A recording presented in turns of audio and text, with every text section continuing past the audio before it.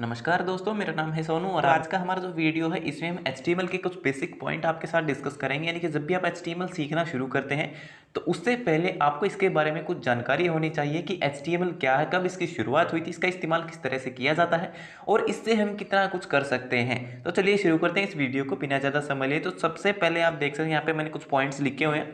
HTML, तो HTML जो नाम है वो एक शॉर्ट फॉर्म है और इसका पूरा नाम है हाइपर टेक्स्ट मार्कअप लैंग्वेज। इसके अंदर आपको एक वर्ड देखने को मिलेगा मार्कअप। मार्कअप इसलिए क्योंकि ये क्या है, ये एक मार्कअप लैंग्वेज है। HTML जो है इसकी शुरुआत हुई थी सन 1991 में। सबसे पहले टिम बर्नर्स-ली नाम के व्यक्ति ने इसको इन्वेंट किया था सन 1991 में। इसके बाद HTML मैंने आपको बताया था कि इसके अंदर एक मार्कअप शब्द है। मार्कअप का मतलब है कि ये एक मार्कअप लैंग्वेज है, जिसका मतलब है कि इसका इस्तेमाल वेबसाइट जो होती है आपके, उसके अंदर जो HTML आपका डॉक्यूमेंट होता है उसके अंदर हमारा जो कंटेंट होता है उसको मार्क करने के लिए हम इसका इस्तेमाल करते हैं।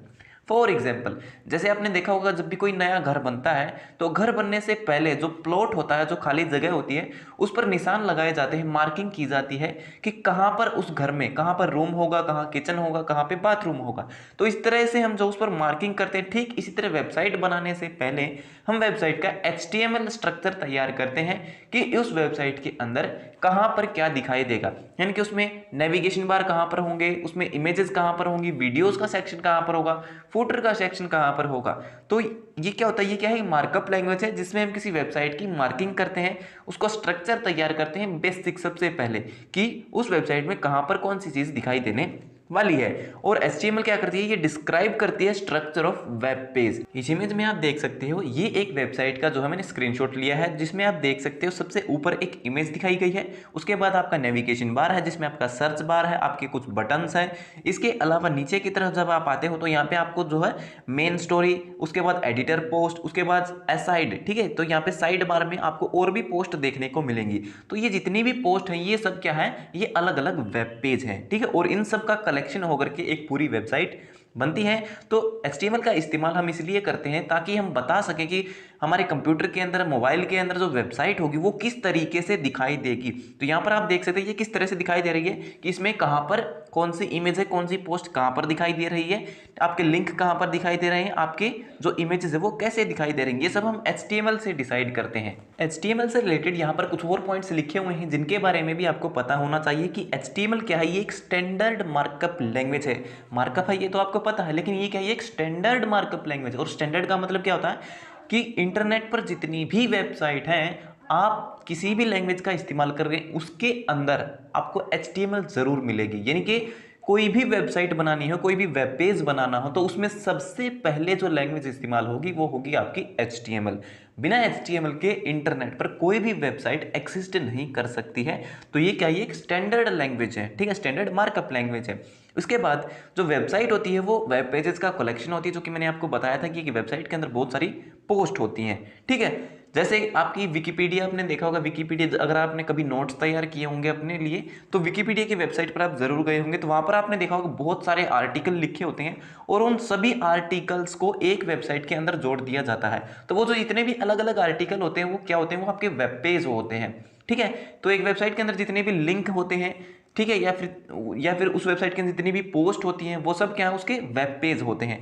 तो अगर मैं बात करूं विकिपीडिया की, तो विकिपीडिया के अंदर कितने पेजेस हो सकते हैं, तो यहां पर आप देख सकते हैं 23 अप्रैल 2021, ठीक है। यानी कि आज मैंने इसको देखा था, आज की तारीख में, आज 23 अप्रैल है, तो 23 अप्रैल 2021 को विकिपीडिया का जो वेबसाइट है उस पर 5,32,04,821 पेजेस हैं, ठीक है। और ये पेजेस बढ़ते ही रहेंगे क्योंकि ये क्या है, ये एक पब्लिक वेबसाइट है जिस पर जो है लोकल जो कोई भी व्यक्ति होता है वहां पर जाकर आर्टिकल लिख सकता है, पोस्ट लिख सकता है, ठीक है। तो विकिपीडिया पर इतने सारे पेजेस हैं और वो एक वेबसाइट के अंदर हैं। तो वेबसाइट क्या होती है, वेब पेजेस का कलेक्शन होती है, ठीक है। इसके अलावा HTML जो होती है उसमें क्या होता है, वो कंसिस्ट होती है किसकी, सीरीज ऑफ एलिमेंट्स या फिर टैग।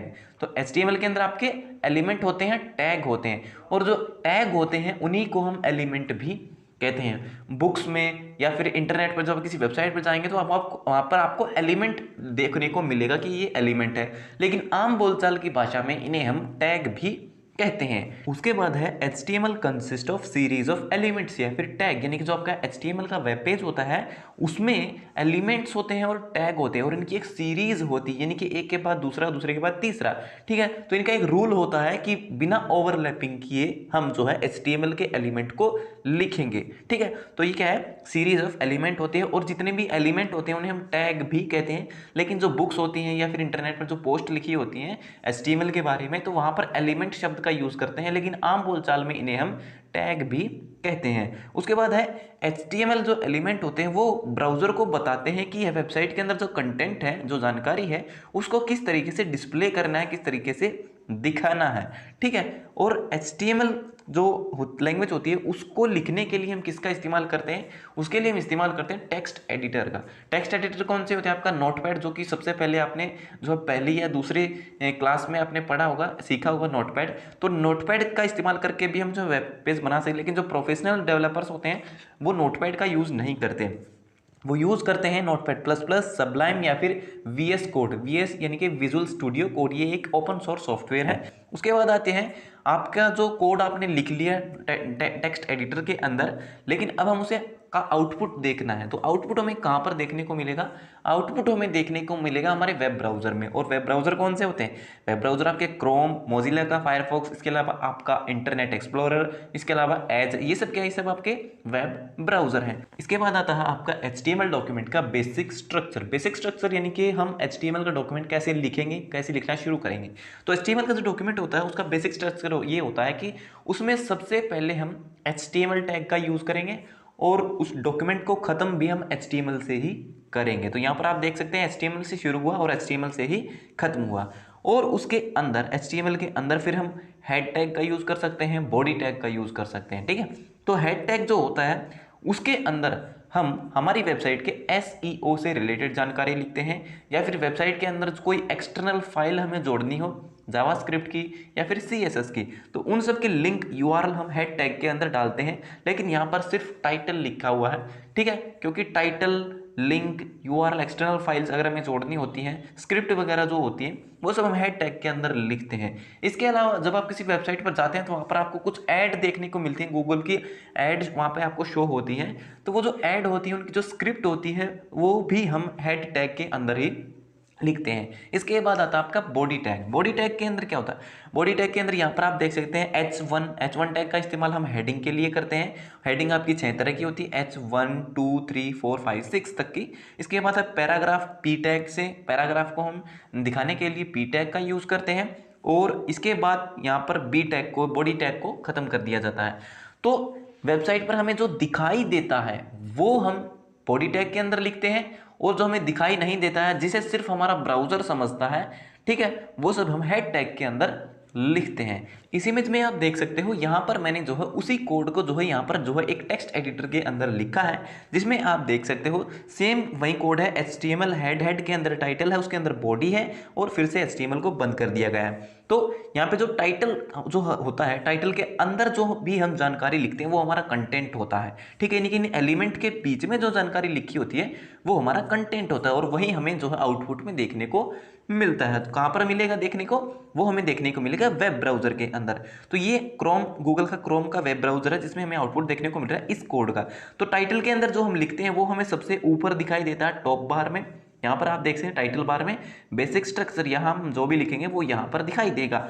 उसके बाद बॉडी टैग के अंदर हम जो भी लिखते हैं वो हमें वेबसाइट के अंदर दिखाई देता है। तो यहाँ पर लिखा हुआ सिर्फ H1 हेडिंग है हमारी, माई फर्स्ट हेडिंग, और पैराग्राफ में हमने P टैग का यूज किया और पैराग्राफ की लाइन हमें देखने को मिलेगी। इसके अलावा इस वेब पेज के अंदर हमें कुछ भी दिखाई नहीं देगा, क्योंकि हमने इसके अंदर कुछ लिखा ही नहीं है।